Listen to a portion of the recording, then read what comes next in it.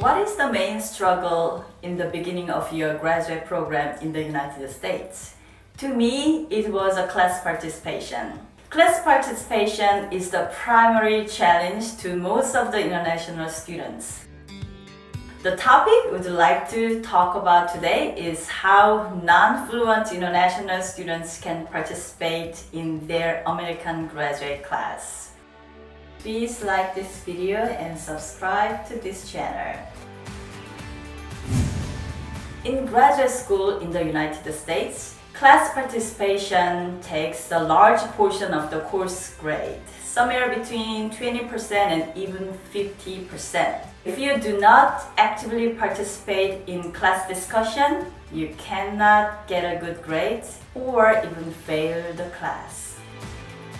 Coming from an Asian background myself, I was mainly educated by listening to teachers or professors and taking notes what they explained on a given subject and memorize the content. Perhaps many of you are still learning things in this way.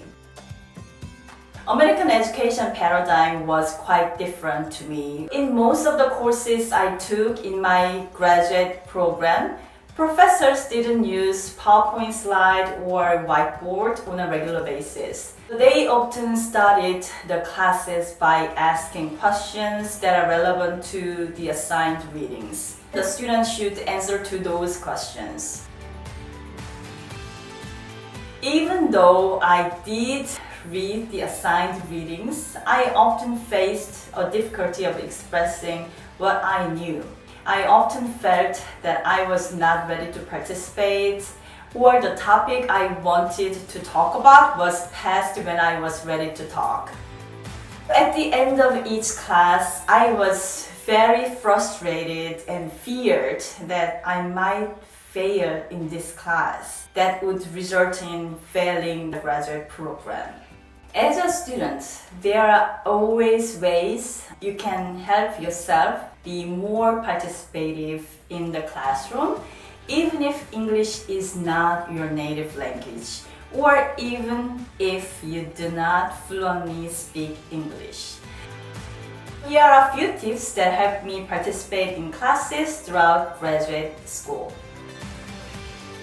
Tip number 1, be an active listener. Coming from an Asian background, asking questions is frowned upon. Culturally, we are taught to just listen and learn. Class participation or discussions are not encouraged in the setting, which of course is totally the opposite in American graduate school. Being a non-native speaker of English, it is only understandable why we would be reserved in the classroom. But one of the most effective ways I trained myself to engage is to listen actively. I listened to what my native English-speaking classmates say.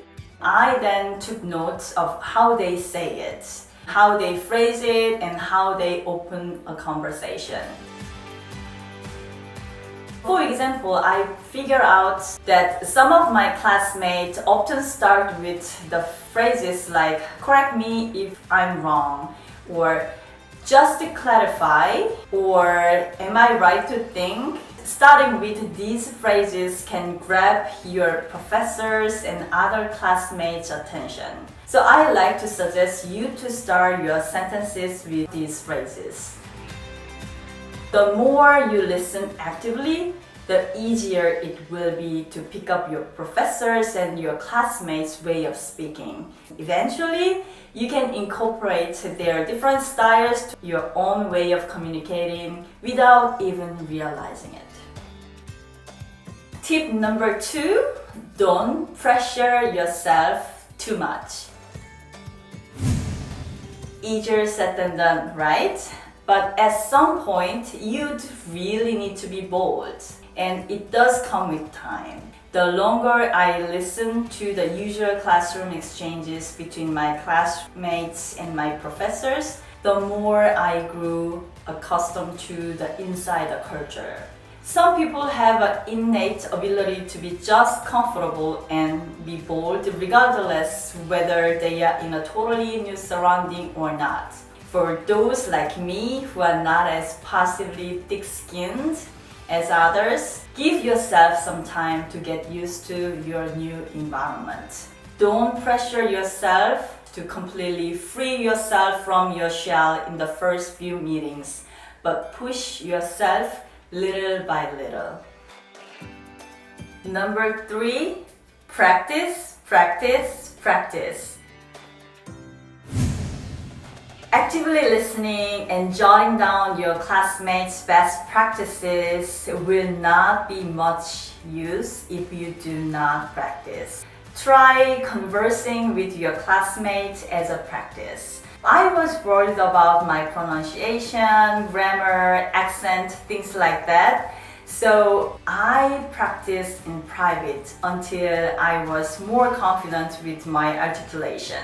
Then I laid them onto my English native speaking friends. For instance, whenever my friends talked about a topic I particularly like over meals where the surrounding is pretty relaxed, I pushed myself to constantly be active contributor to the conversation. I volunteered my opinions, asked questions about theirs, and sometimes even argued over our contrasting opinions. And of course, be open to them randomly correcting you, or even encourage them to correct you. Don't get offended and don't let the correction hold you back from trying again. Once you are more confident, try it out in class. The professor will notice the difference and your confidence will be improved. Number 4, understand the cultural requirements. In an article in Faculty Focus written by one of our former international students from India, she stated that modes of learning in India is teacher-centered. Students listen quietly while the teachers lectured. So this is something most of Asian students can relate to. However, the learning system is very different in the United States. Unfortunately, as I mentioned, class participation or class discussion covers up half the portion of the grading system in American curriculum, especially the graduate school curriculum. Evidently, this means a major adjustment for international students who have teacher-centered modes of instruction. Who then adjust? Being in a foreign land means adjusting to the majority, their culture, and attuning oneself to their rules and environment. Therefore, we are expected to eventually understand the cultural requirements of being a foreign student in American graduate school. This means taking into heart that we have to participate to get a good grade. It may be out of our comfort zone, but that's pretty much the deal. The entire American curriculum will not adjust just because there are millions of foreign students in their territory. I understand and accepted the fact that the classroom setting here is totally different from back home. And the moment I truly understood that I must embrace these cultural requirements, the drive to comply and to become a part of the culture became instinctive. Tip number 5, take a note while you are doing your reading assignment. While you are reading an article or a book or book chapters, take a note on something interesting, need to remember, and things to ask to professor or classmate. When a professor asks if there is anything to add or share, volunteer to share your opinions based on the notes you prepare before the class. Also, ask some questions you prepared either to the professor or classmate. Taking notes while reading the assigned materials will help you to participate more actively and wisely in the classroom. And guess what? All the class participation prepared me for what I face daily career-wise. and what I hope to be a promising future. I have shared 5 tips on how to participate in class discussions as non-fluent international students in your graduate classes in the United States. The 5 tips are: Number 1, actively listen to the classmates and professors. Number 2, don't pressure yourself too much. So give yourself a little time to get used to this new surrounding. Number 3, practice, practice, and practice. Number 4, understand the cultural requirements.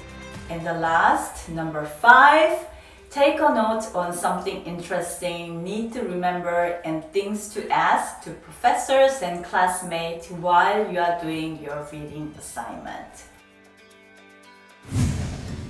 I hope the tips I shared with you can prepare you to participate in the upcoming class discussions more actively and effectively. If the content I covered today was beneficial to you, please like this video and subscribe to this channel. Do you have your own tips or tactics that have helped your class participation? Please share your tips in the comment section below so the people in this community can benefit from the information you share. As always, thank you so much for watching.